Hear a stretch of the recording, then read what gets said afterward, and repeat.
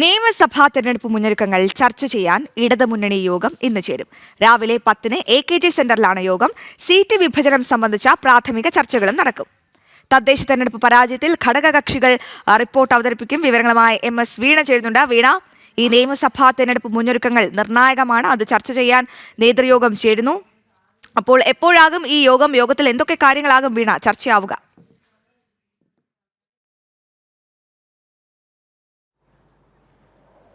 അശ്വതി, LDFിന്റെ യോഗം ഇന്ന് ചേരുകയാണ്. AKG സെന്ററിലാണ് CPMന്റെ യോഗം ചേരുക എന്നുള്ളതാണ്.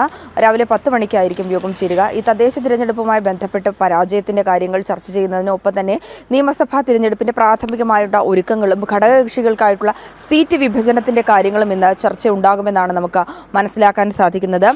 മാത്രമല്ല, ഓരോ ഘടകകക്ഷികളും ഈ തദ്ദേശ തിരഞ്ഞെടുപ്പിലുണ്ടായ പരാജയത്തിന്റെ റിപ്പോർട്ടുകൾ തയ്യാറാക്കിയിരുന്നു. ആ റിപ്പോർട്ടുകൾക്ക് മേലുള്ള വിശദമായ ചർച്ചയും ഇന്ന് നടക്കാൻ സാധ്യതയുണ്ട്. കൂടാതെ തന്നെ ഈ ഭരണവിരുദ്ധ വികാരം ഇല്ല എന്നാണ് സർക്കാർ പറയുന്നത്, അതായത് CPMന്റെ നിലപാട്. എന്നാൽ CPIക്ക് ഈ ഒരു നിലപാടിനോട് യോജിപ്പില്ല, വിയോജിപ്പാണ്. CPI ഇതുമായി ബന്ധപ്പെട്ട് സംസ്ഥാനത്ത് ശബരിമല സ്വർണ്ണക്കവർച്ച വിഷയം തന്നെ CPMനെയും CPIക്കും തിരിച്ചടി സൃഷ്ടിച്ചിട്ടുണ്ട്. ഒപ്പം തന്നെ ഈ സർക്കാരിനടക്കം അത് വലിയ തരത്തിലുള്ള പ്രതിച്ഛായയ്ക്ക് നഷ്ടപ്പെടുന്നതിന് കാരണമായെന്നുള്ളൊരു നിലപാടാണ് CPI സ്വീകരിച്ചിരിക്കുന്നത്. ഈ നിലപാടിലടക്കം ചർച്ചയുണ്ടാകുമെന്നാണ് നമുക്ക് മനസ്സിലാക്കാൻ സാധിക്കുന്നത്. ഒപ്പം തന്നെ CPIയും ജനതാദൾ എസും RJD അടക്കമുള്ള ഘടകകക്ഷികൾക്കുള്ള സീറ്റുകളുടെ കാര്യത്തിലും വിഭജനങ്ങളുടെ കാര്യത്തിലും വിശദമായ ചർച്ചയുണ്ടാകുമെന്നാണ് നമുക്ക് മനസ്സിലാക്കാൻ സാധിക്കുന്നത്.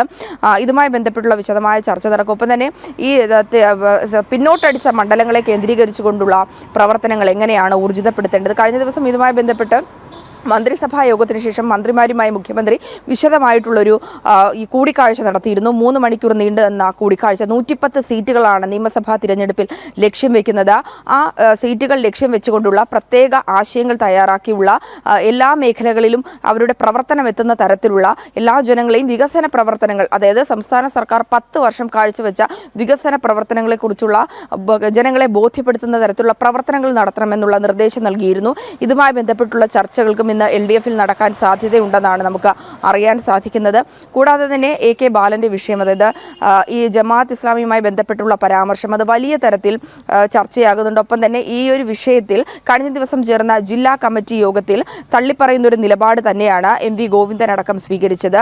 എന്നാൽ മുഖ്യമന്ത്രി ഇപ്പോഴും AK ബാലനെ സംരക്ഷിക്കുന്ന നിലപാട് തന്നെയാണ് തുടരുന്നത്. പ്രത്യേകിച്ച് പാർട്ടിയിൽ പ്രത്യേകിച്ച് അങ്ങനെ പദവിയൊന്നുമില്ല. മുൻ കേന്ദ്ര കമ്മിറ്റി അംഗം കൂടിയായ AK ബാലന്റെ ഇത്തരത്തിലുള്ള പരസ്യ പ്രതികരണം, മാധ്യമങ്ങൾക്ക് മുന്നിലുള്ള പരസ്യ പ്രതികരണം, അത് കൂടുതൽ CPMനെ കുഴയ്ക്കുന്നുണ്ട്. ഇത്തരത്തിലുള്ള പ്രതികരണങ്ങൾ കൂടുതൽ ജനങ്ങളിൽ നിന്ന് പാർട്ടിയുടെ പ്രതിച്ഛായ, ഒപ്പം തന്നെ പൊതുസമ്മതമൊക്കെ തള്ളുന്നതിനുള്ള കാരണങ്ങളാകുമെന്നാണ് MV ഗോവിന്ദന്റെ അടക്കമുള്ള നേതൃവിഭാഗത്തിന്റെ വിലയിരുത്തൽ. എന്നാൽ മുഖ്യമന്ത്രി ഇപ്പോഴും സംരക്ഷിക്കുന്ന നിലപാടാണ് സ്വീകരിച്ചിരിക്കുന്നത്.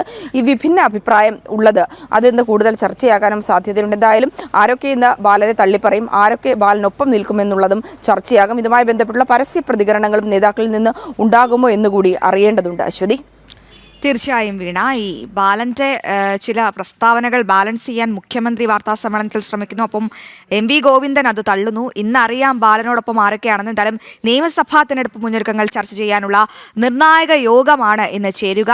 പല കാര്യങ്ങളും ചർച്ചയാകും. ഒപ്പം വെള്ളാപ്പള്ളി നടേശനെ എങ്ങനെ അനുനയിപ്പിക്കും, അതിലടക്കം ഒരു ചർച്ചയുണ്ടാകും. ഈ രാവിലെ 10 മണിക്ക് AKG സെന്ററിലാണ് യോഗം ചേരുക. വീണയാണ് വിവരങ്ങൾ പങ്കുവച്ചത്.